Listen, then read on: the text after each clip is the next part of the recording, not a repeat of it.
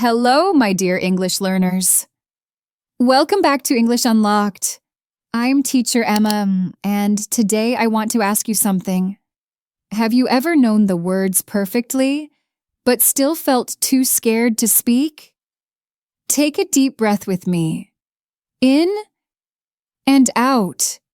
If your answer is yes, then this episode will change everything for you. Today, we're talking about something very close to my heart. Something that touches every English learner's journey. Speaking English with confidence, overcoming the fear that whispers, "Don't speak," and building the fluency that lives inside you, waiting to bloom. If you've ever felt nervous before speaking English, if you've ever worried about making mistakes, if you've felt shy even when you know the words perfectly, then you are not alone. Not at all.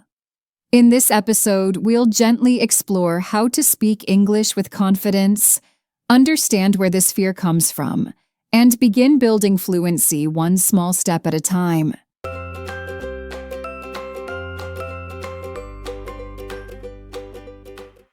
Now, let's be honest about something. Fear is real. The fear of speaking English isn't just nervousness. Sometimes it feels much bigger than that, doesn't it? Many of my students tell me they feel scared. They feel shy. Some feel completely stuck, like there's a voice inside saying, "Don't speak. Stay quiet. It's safer that way." Hiro from Japan wrote to me last month.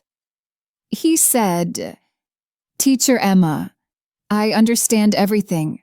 I watch movies, I read books, but when someone asks me a question in English, my mind goes blank. Why does this happen? Let me tell you something.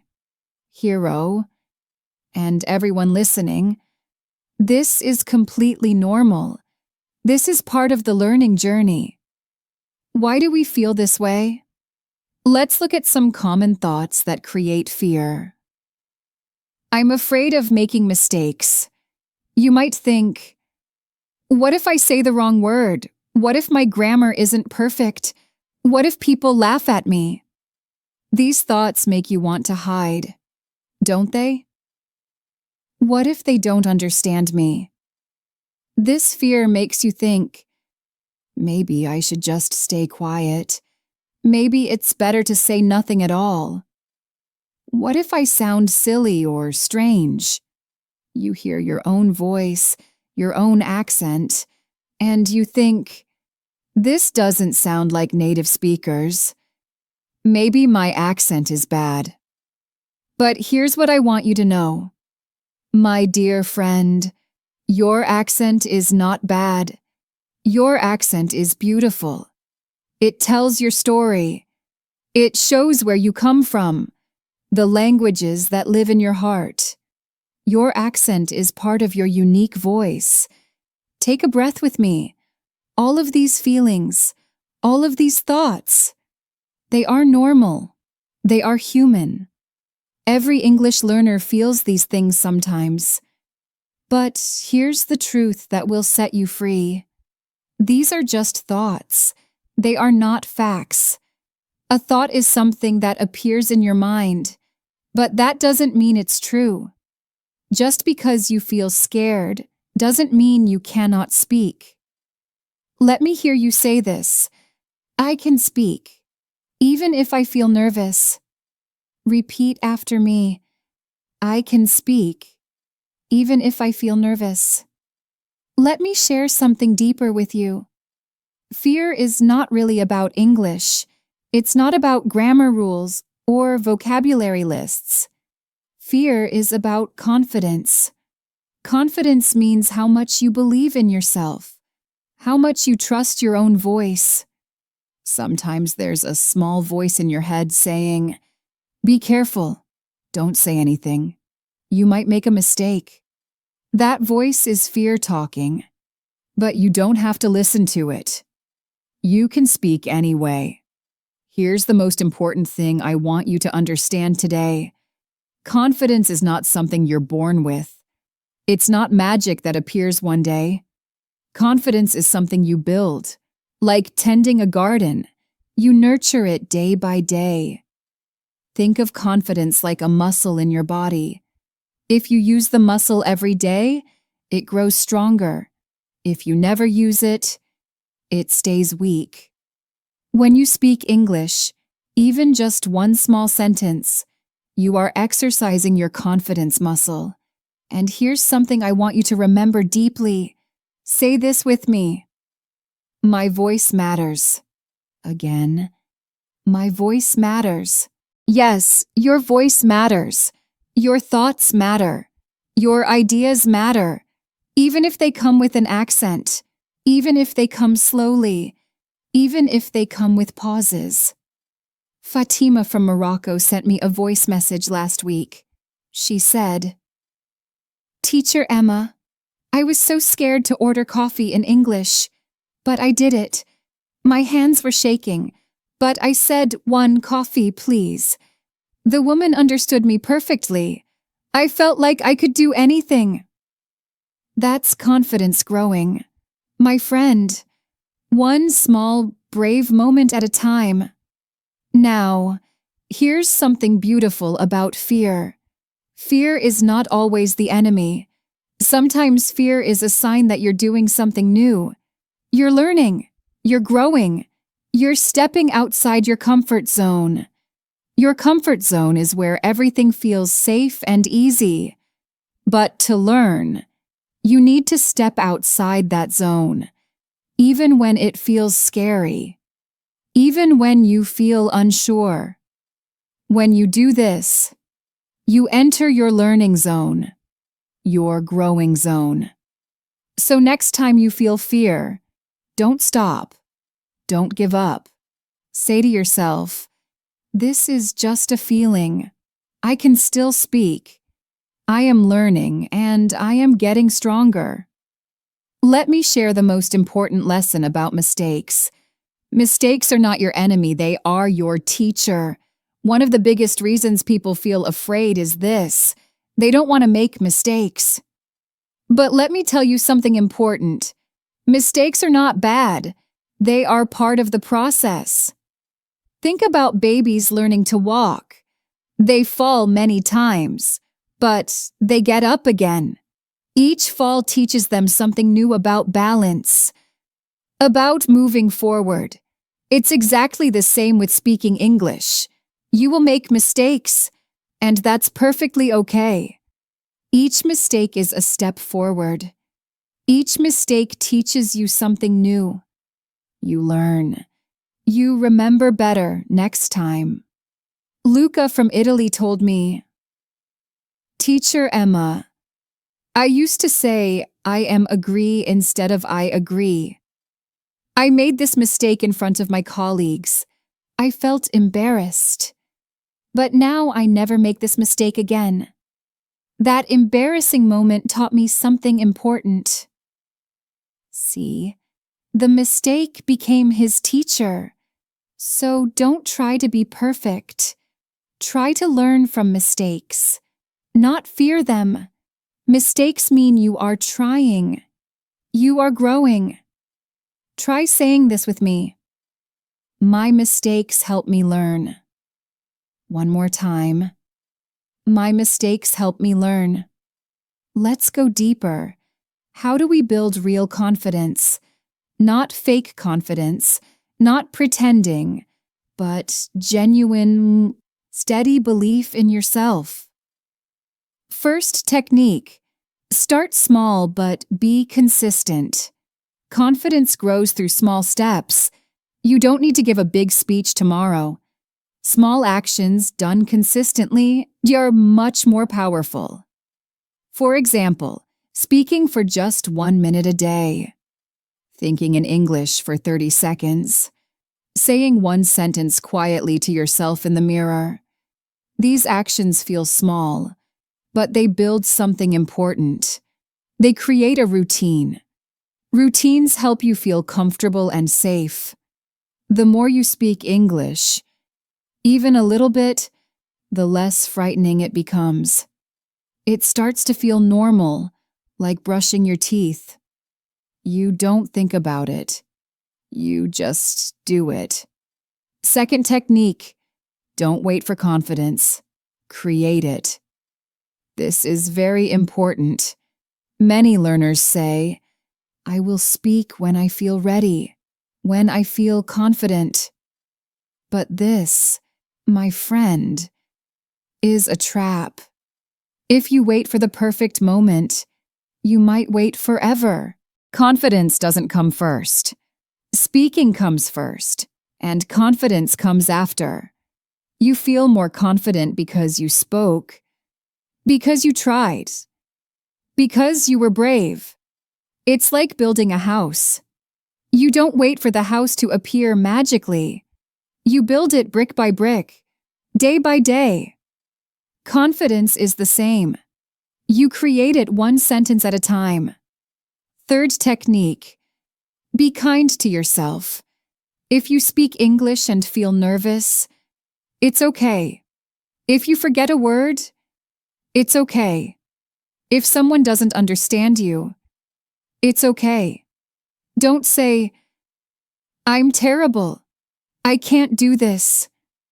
Instead, say to yourself, I'm learning. I'm trying. I'm getting better. Self-kindness is the fuel of confidence. My friend, it gives you the power to keep going. Now, let's talk about the things that hurt confidence. I call them confidence killers. They make you feel small. They make you want to stay quiet. But the good news is, you can protect yourself from them. Confidence killer number 1, comparing yourself to others. Maybe you hear another person speak English fluently, and you think, wow, they're so good. I'm terrible. I'll never be like them. This is called comparison, and it's dangerous for your confidence. When you compare yourself to others, you forget your own journey. You don't know their story. Maybe they studied English for 10 years. Maybe they lived in an English-speaking country. Maybe they started learning as children. Your story is different. Your path is unique.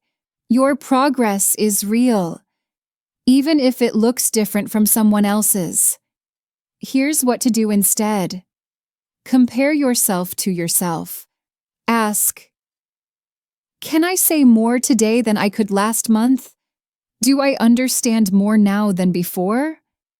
Am I trying, even when it's difficult? If the answer is yes, then you're growing. And that's all that matters. Confidence killer number 2, negative self-talk.